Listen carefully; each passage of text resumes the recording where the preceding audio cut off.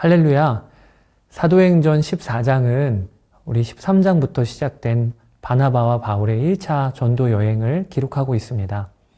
비시디아 안디옥에서 유대인들의 비방과 박해로 쫓겨나듯 나온 그들은 이고니온으로 향합니다. 그리고 이고니온의 회당을 돌면서 복음을 전하자 유대와 헬라의 허다한 무리가 예수님을 믿는 역사가 일어납니다. 이에 이곳에서도 유대인 지도자들의 비방과 박해가 시작되어 그들의 밥그릇을 놓쳐버리게 된 거죠. 그러나 두 사도는 비방과 박해에 전혀 굽히지 않고 오히려 오래 있어 담대하게 말씀을 전했다고 기록이 됩니다. 여러분 어떻게 이룰 수 있었을까요? 비방과 박해의 위협 속에서도 흔들리지 않는 비결은 무엇이었을까요? 성경은 그 이유를 분명하게 밝히기를 두 사도가 오래 있어 주를 힘입어 담대히 말하니. 여기 3절에 주를 힘입어 라는 말씀을 우리가 붙잡길 원합니다. 예수님이 힘을 주셨다는 겁니다. 바나바와 바울은 예수님으로부터 힘을 얻는 삶을 살았습니다. 사랑하는 여러분, 여러분은 예수님으로부터 힘을 얻으며 사십니까? 마음이 답답하고 무겁게 짓눌릴 때 예수님께 가서 무거운 짐을 내려놓고 그분의 평안과 기쁨을 채우며 살고 계십니까? 기도하러 골방에 들어갈 때와 기도하고 나올 때 내 마음과 생각이 전혀 달라졌음을 경험하며 사십니까? 우리가 회복해야 할 것이 바로 이것입니다. 나에게 힘주시는 주님께 연결되어 사는 삶 말입니다. 사람, 돈, 인종으로부터 힘입어 살지 말고 주를 힘입어 사는 자가 되라 오늘 말씀하십니다. 복음이 선포되고 그에 따른 표적과 기사가 나타나자 이고니온에 나타나는 현상이 있었는데 그것이 믿는 자와 안 믿는 자가 극명하게 갈리게 된 것입니다. 그 시내의 무리가 나뉘어 라고 4절에 기록되어지지요. 결국 복음을 받지 않은 한 부류가 바나바와 바울을 모욕하며 돌로 치려고 하고 그들은 이런 위협을 피해 루가오니아 지역에 두 성인 루스드라와 더베로 이동하게 된 것입니다. 루스드라에서 복음을 전할 때 바울은 나면서부터 걷지 못한 한 사람을 만납니다. 그리고 그 안에 구원받을 만한 믿음이 있음을 주목하고는 그를 향해 일어나라고 선포합니다. 하나님의 말씀을 듣고 이 걷지 못하는 병자가 믿음으로 반응하여 그가 걷게 됩니다. 이 일이 루스드라 복음 전파의 기폭점이 됩니다. 루스드라는 제우스 신전이 있던 종교심이 강한 지역이었는데 바울이 나면서부터 못 걷게 된 자를 고쳤다는 소식으로 사람들이 제우스 내려왔다고 흥분하면서 바나바와 바울을 영접하려고 해요.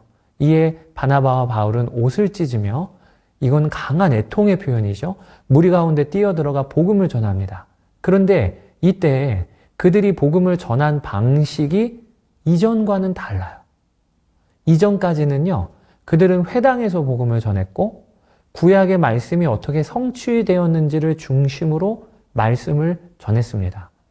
유대인들 혹은 유대교에 입교한 헬라인들에게 복음 전하는 가장 적절한 방법이 그들이 알고 있는 구약 율법을 갖고 전하는 것이기 때문에 그랬던 거예요. 그러나 오늘 복음을 듣는 루스드라 사람들은 구약에 대한 지식이 전혀 없고 헬라 문화와 종교가 자연스러운 사람들입니다. 이들에게 복음을 전할 때 바나바와 바울은 하나님의 일반 은총, 즉 비를 내려주시고 결실을 맺게 하시는 자연의 섭리를 처음에 꺼내들고 그거를 통해서 복음을 전하고 있는 것입니다. 여러분, 여기서 우리가 알게 되는 것이요.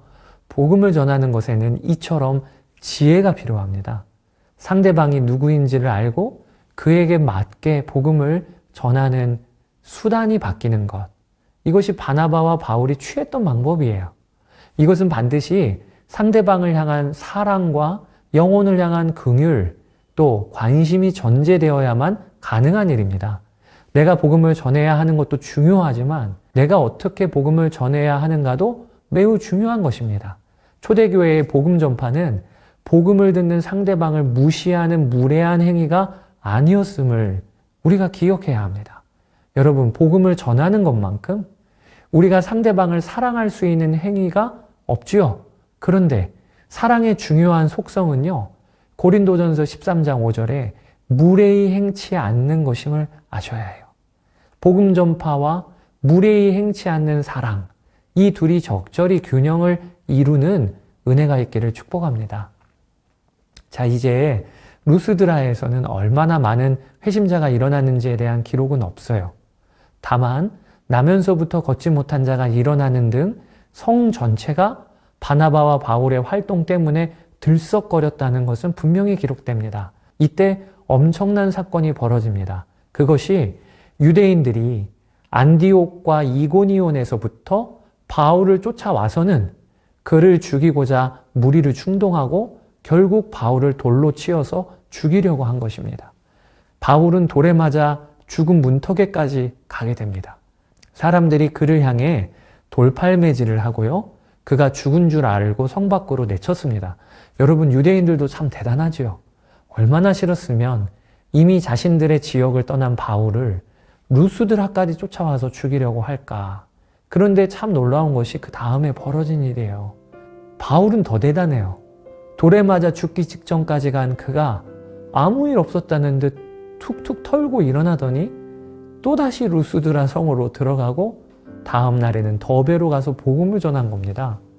이 장면을 읽으면요, 바울이 진짜 우리 같은 사람 맞나 싶을 정도로 정말 놀라운 일이라 생각이 들어요. 지금까지 선교 여정에 여러 위협이 있었지만 이렇게 물리적인 폭력을 당한 것은 처음인데 그는 조금 위축됨이 없습니다. 여러분, 어떻게 이럴 수 있을까? 어떻게 바울은 마음에 조금도 꺾임이 없을까요?